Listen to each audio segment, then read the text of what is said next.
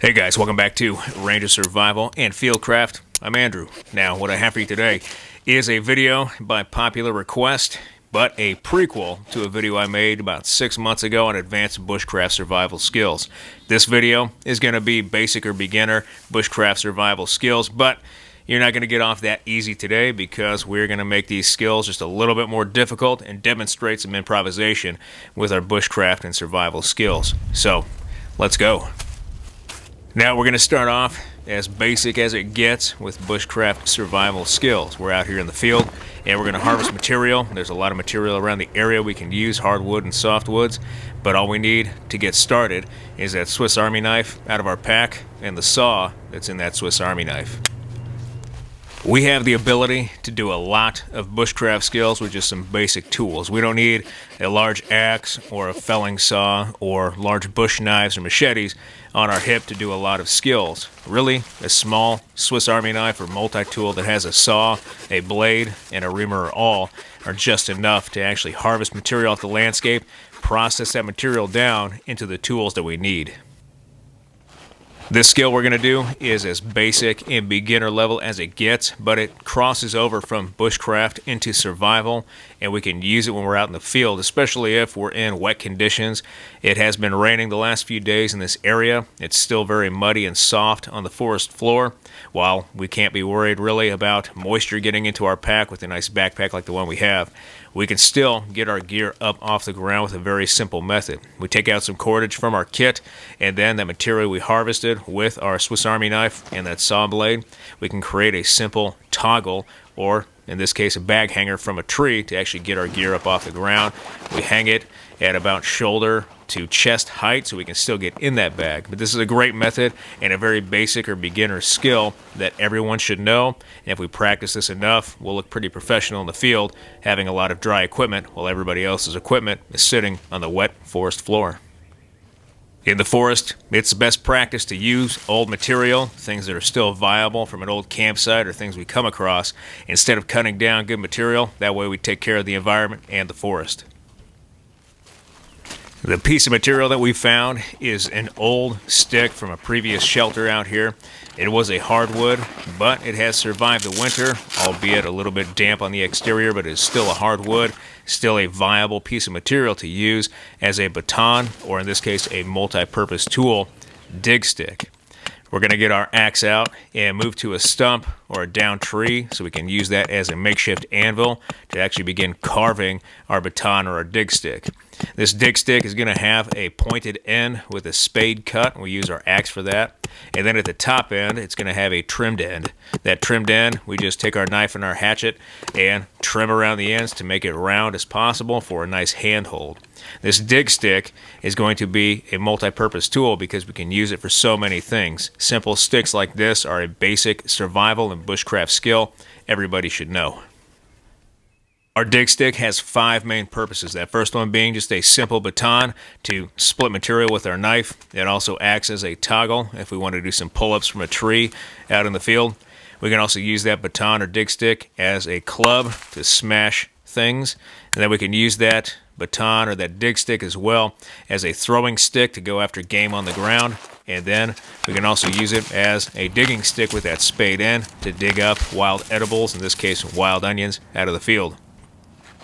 Another tool that we can bring with us without all the accoutrements that are attached to it is just a simple saw blade. In this case, a 21-inch saw blade that's stowed safely inside our bush pot. We can just pull that out, and as we notice, we have key rings, or in this case, grenade pin rings, already attached to the ends through the eyes of that saw blade so that we can use it and have it ready for the field.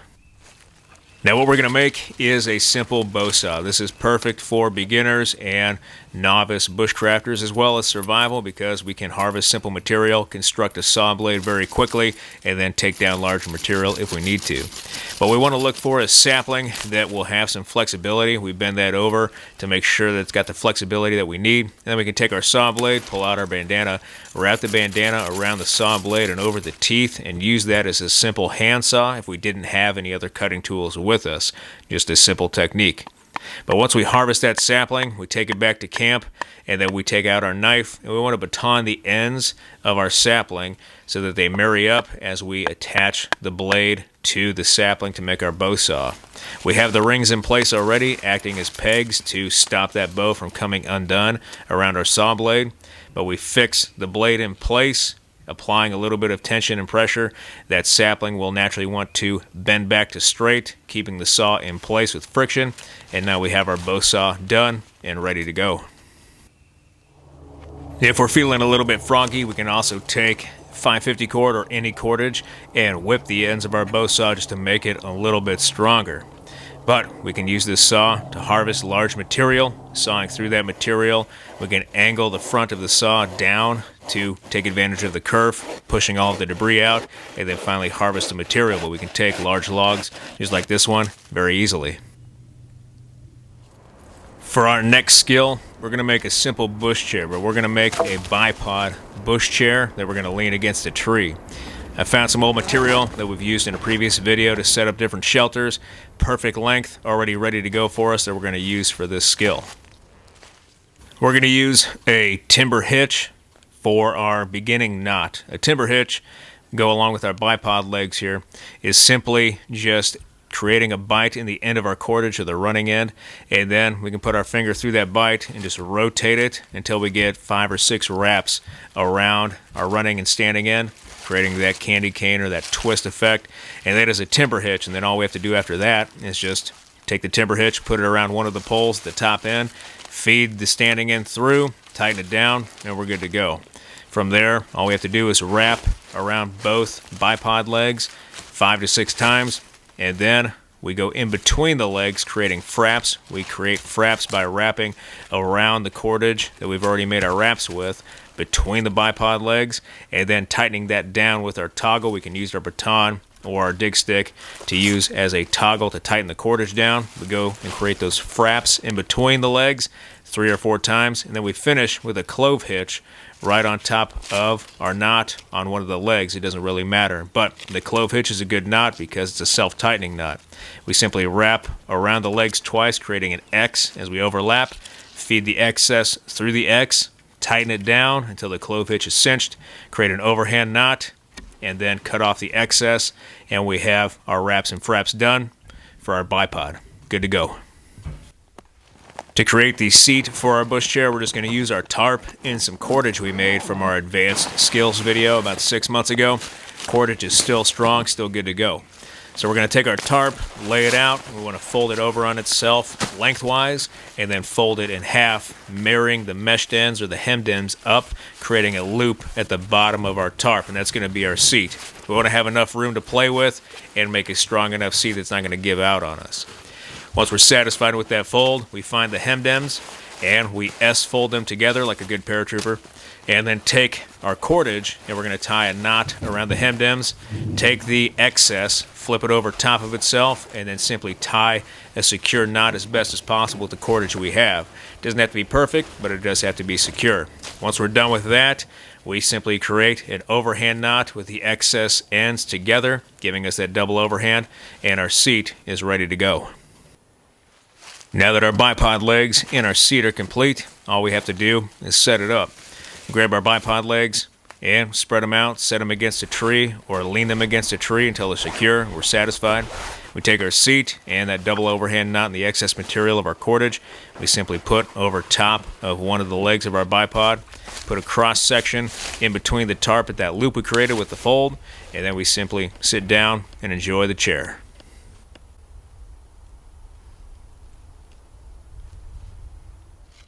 For our next task, we're going to use our bow saw and harvest about 4 8 to 9 inch sections of material from this dead dry hardwood that was just near camp. And what we're going to make are some tent stakes.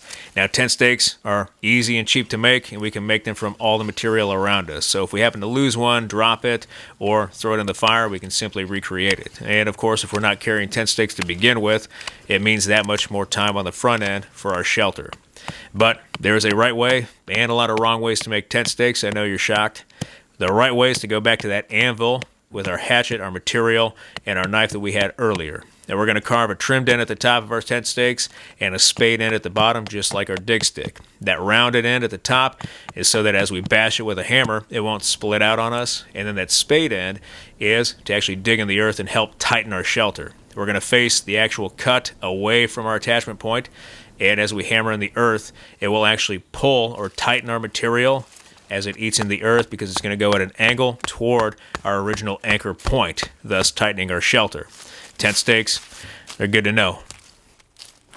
Now that we have our tent stakes done, we already have cordage, a toggle, we have our tarp, and we have our bipod legs.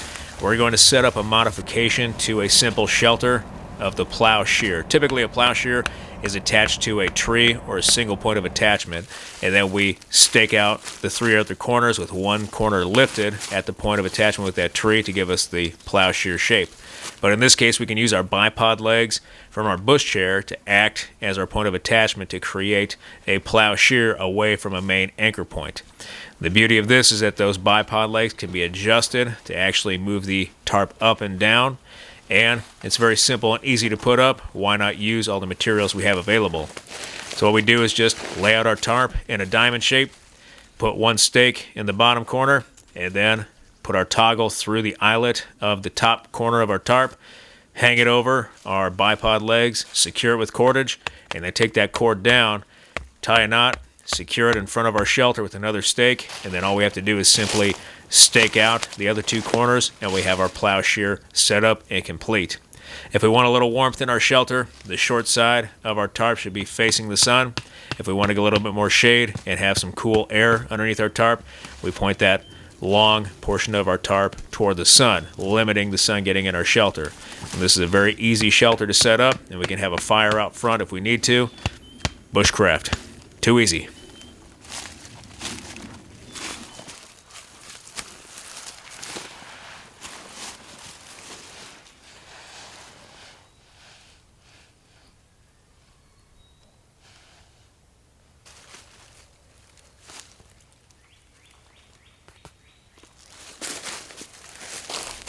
What do we do if we don't have a backpack to begin with, or we come across materials or lose our backpack and we have to carry things over distance and terrain to get to our next campsite or self-rescue out of a survival situation, or just for bushcraft? Too easy. We create a pack frame for it. And one of the simplest ways to do that is called a Roycroft pack frame. And this is going to be in the style of a triangle. This triangle at the top, the portion behind our head, we're going to tie just like we did our bipod legs, timber hitch, 5 or 6 wraps, 3 or 4 fraps in between, and then secure that with a clove hitch, overhand knot, and we're done. However, we're going to use diagonal lashing for the bottom portion that is going to attach and go behind our waist. And for diagonal lashing, we still use that timber hitch, but now we're just going to wrap over the material in between those joints as they connect, because it is at an odd angle. And then we still secure it with a clove hitch and an overhand knot to both sides, and our Roycroft pack frame is done. This is based off a Canadian version taught to the Canadian military that we've adapted. Very simple, easy to use. Now that we have our pack frame complete, we can actually create attachment points that can go on each side of our pack frame to make life just a little bit easier and add just a little bit more difficulty to this simple skill. What we're going to do is find 3 small sticks and then take some of that excess cordage we had from attaching or constructing our pack frame and make a lark's head in the middle of our cordage, put that stick through, and then at the 2 ends running away from that lark's head, we simply create an overhand knot, and we have 3 toggles complete. We attach those 3, one to each side of our pack frame, to act as though attachment points for our gear. With those attachment points, it makes life a lot easier. We could go without and just take all of our cordage and wrap around our pack frame and wrap all our gear up and then wear it, but it wouldn't be very comfortable, and we would use a lot of cordage. We may need that cordage while we're on the move in our survival or bushcraft situation, so save on cordage and create these toggles to make life just a little easier. Whenever we pack our gear, it goes inside of our tarp as best as possible to keep it waterproof or water resistant. We fold over the ends, and then the ends usually go down on the pack frame, and they're going to be closest to our back as we wear our gear. But we're going to be surprised, because this method with the toggles is going to require very little cordage. We can actually take out the Hank F550 cord from our pocket. It's about 6 feet or so, and then attaching the first portion of our cordage to the bottom of our pack frame.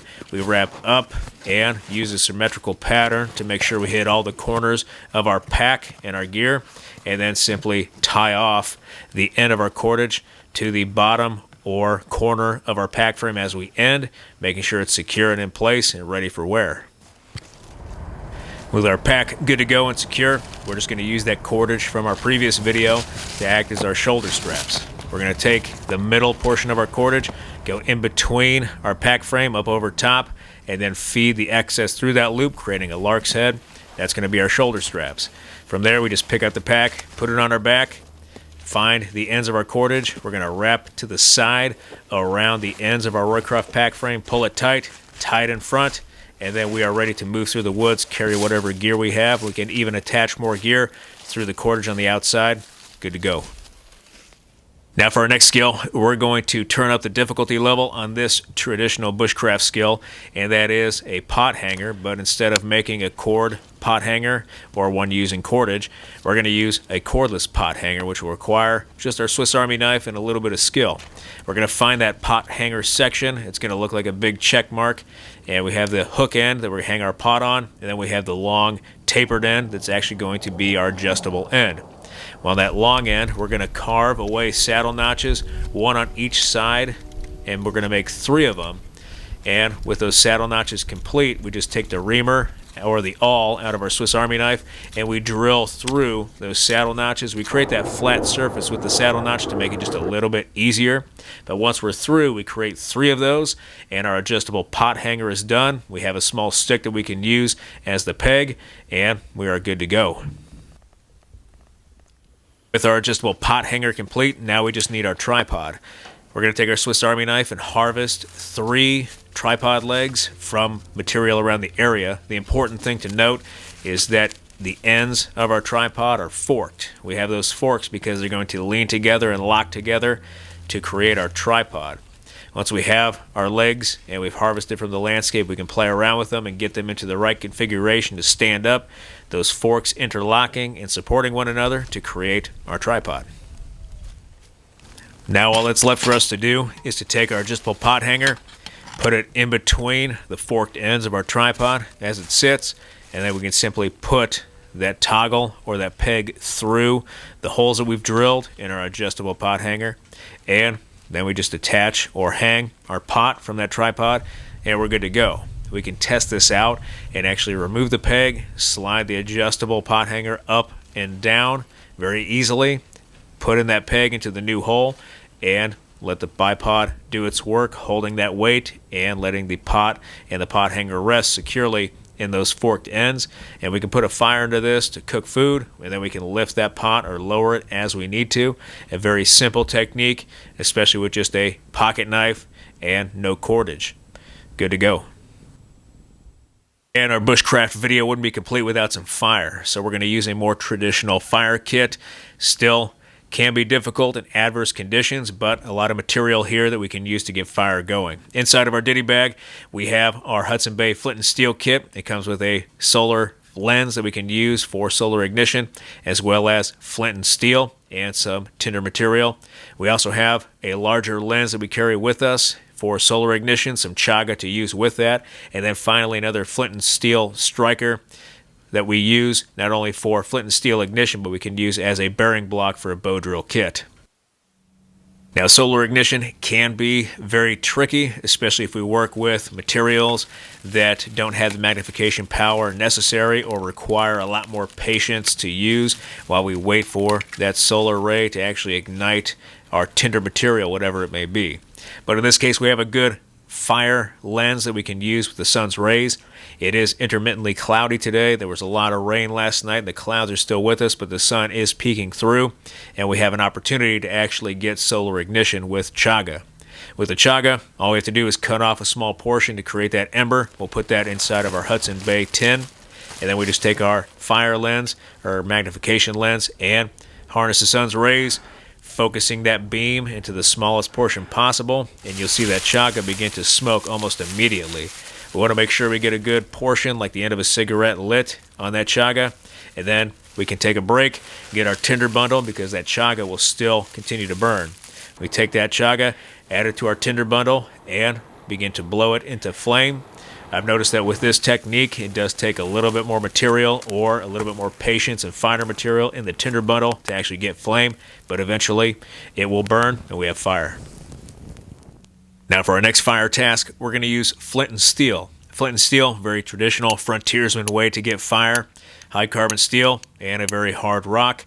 It's what they carried. Now there are two different ways to use flint and steel. The first way is to keep the steel static and move the rock. We move the rock by striking glancing blows against that steel all the way down to shave off material that turn into sparks, land on fine tinder material, and ignite that tinder material into an ember like this char material, and then we can blow that into flame inside a tinder bundle. The other way that we do this is by holding the rock static with our tinder material on top of the rock, holding it with our hands and our fingers, and then striking glancing blows with the steel, so we move the steel. The reason we do this is if we have fine tinder material and need to keep control of it and don't have a container, we strike down with the steel and those sparks will be shaved off upwards, landing on our tinder and igniting it. And our last firecraft method, a very traditional one, been around for about 10,000 years, is the bow drill friction fire set, made up of 5 components. We have the hearth board, we have the spindle, the catch, the bearing block, and the bow with the string. Now that first portion is going to be our spindle. We want the spindle to be long, generally thumb size, and maybe a little bit larger in diameter. We want it extra long, so we have multiple attempts with that spindle because it's going to burn down and waste away. That spindle also has the pointy end for vampires, but it is beveled, so we reduce friction at the top where that bearing block sits. Next, we have that bearing block, the thing we bear down with. Our divot in the bearing block just needs to be wide and shallow and good enough to actually hold everything in place as we drill. Next, we have our hearth board. Our hearth board is already good to go. We actually used this set to instruct survival students last week at a bushcraft course, so we're going to use this one again because it is good to go. We're going to avoid the burn-in and all the carving. The set is good to go. We're just going to go over the function and components. With that hearth board, we have our notch already cut. We've already drilled in, and we're ready to actually get an ember. This is a proven set. Underneath the hearth board at the point of that notch is our catch. That catch, flat piece of material that will not disturb the function of the bow drill, will catch that ember and all of that char as it falls out and coagulates into an ember, and we can use that to actually transfer it to our tinder bundle safely. Next, we have just our bow. With a bow, we want a bow that has a forked end, or at least a way to attach the cordage in a non-slip loop as we put it around the top portion of our bow. And then at the end, a recommendation is that we just split that end, put the cordage through, and then wrap the cordage around itself in between the bow and the string, and then just wrap very quickly and attach the excess cordage back through that split that we made in the end of our bow, lashing everything together and keeping it straight. Just a little bit of knowledge is that when we use a bow drill set, we need to clean it up in between takes as we go for another ember. This means just shaving off the charred material on our spindle, increasing a little bit of friction. That way we can produce a lot of heat down on the hearth board. With our set cleaned up, we're ready to go for another ember and another fire. We can use that same single burn end that we used for another fire teaching survival students last week because there is enough material available. As long as there is enough material in the hearth board and the spindle combined, we can produce another ember with that same notch and that same burn end to get a second fire. A very common technique as long as we have enough material. But with our body set up, we're going to place our non-dominant foot on top of our hearth board. Our dominant knee is behind or directly behind our non-dominant heel, but out of the way of our arm as we operate the bow. We place our spindle in the hearth board and then lock everything in place with our bearing block, locking the hand holding our bearing block or the wrist next to our shin or our leg, and we begin drilling with our bow. What we want to do is operate that bow, keeping it as parallel to the ground as possible without any up or down movement as we spin. A little bit of deviation is fine, but we want to be generally straight. As we continue to drill, we'll notice more smoke. As more smoke occurs, we can press down harder and add a little bit more speed to create more friction, and we'll notice the notch filling and the ember finally falling out. If it's smoking freely on its own, it's good to go. It's a viable ember, and then that way we can transfer it to our tinder bundle and blow it into flame.